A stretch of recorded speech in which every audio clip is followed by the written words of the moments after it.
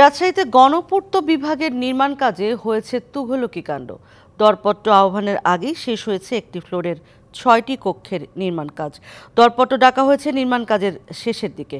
গণপূর্তের নির্বাহী প্রকৌশলীর বিরুদ্ধে উঠেছে পছন্দের ঠিকাদারকে ১৯ লাখ টাকা দেওয়ার কাজটি দেওয়ার অভিযোগ।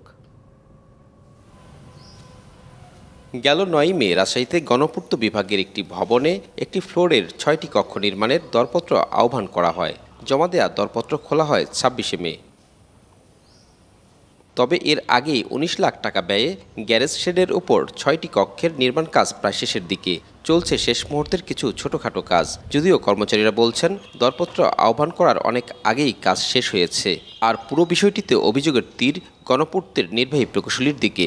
গ্যারেজটা আমাদের অনেক পুরনো, মানে থেকে যতদিন আমাদের ডিপার্টমেন্টে আছে। কাজটা কে করেছে? এটা আমাদের এক্সিকিউটিভ ইঞ্জিনিয়ার ডিভিশন 1 স্যার নাম তো মোহাম্মদ হারুনুর রশিদ। তবে ঠিকাদার বলছেন তিনি কাজটি করেননি, তার লাইসেন্স ব্যবহার করে কাজটি করেছেন অন্য একজন। সঞ্জয় নামে কাজ করেছে, আমি কাজ করিনি, জাস্ট আমার লাইসেন্সটা উনি দিয়েছে সঞ্জয়। অনেকজন তো অনেক ঠিকাদার কাজ বিক্রি করে দেয়, অনেক করে। তবে ওই ব্যক্তি বলছেন নির্মাণ কাজটি তিনি করেছেন সাব কন্ট্রাক্টর হিসেবে। ওয়ালটন ফ্রিজ কিনে অনেকের মতো আপনিও হয়ে যেতে পারেন মিলেনিয়াল। সেরা পণ্যের সেরা অফার। ১.৫ মাস আগেই শেষ হয়েছে ছাদ ঢালাই।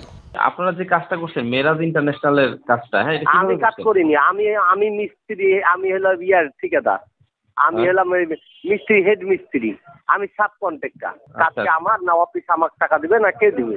তবে ১.৫ মাস আগে কাজটির টেন্ডারই হয়নি। পছন্দের ঠিকাদার দিয়ে কাজ করানোর অভিযোগ অস্বীকার করেছেন নির্বাহী প্রকৌশলী। না, আপনি যেটা বলছেন টেন্ডার আগে তো কোনো বিল্ডিং করার সুযোগ নেই। আপনাকে যদি আমি কোনো কাজ করতে হলে আপনি করবেন। সরকারি কাজে দরপত্রের আগে কেউই কোনো রিস্ক নিয়ে কোনো কাজ করবে না, এটা সুযোগ নেই। সঞ্জয় নামের আমি কাউকে চিনি না, সেটা তার ম্যানেজার হইতে পারে, তার ইঞ্জিনিয়ার হইতে পারে। এদিকে কর্তৃপক্ষের দাবি টেন্ডারের পর দ্রুত শেষ হয়েছে কাজ। বললাম তো টেন্ডার করে কাজ করছে, কেন অনিমের কি আছে? কাজ হয়েছে তো, আগে হয়নি, এখন কাজ হয়েছে কিনা আপনারা কাজ হওয়াটা দেখতে পাচ্ছেন, তাহলে অনিয়ম কোথায় হলো বলেন তো? Sourav Habib, DBC news, Rajshahi.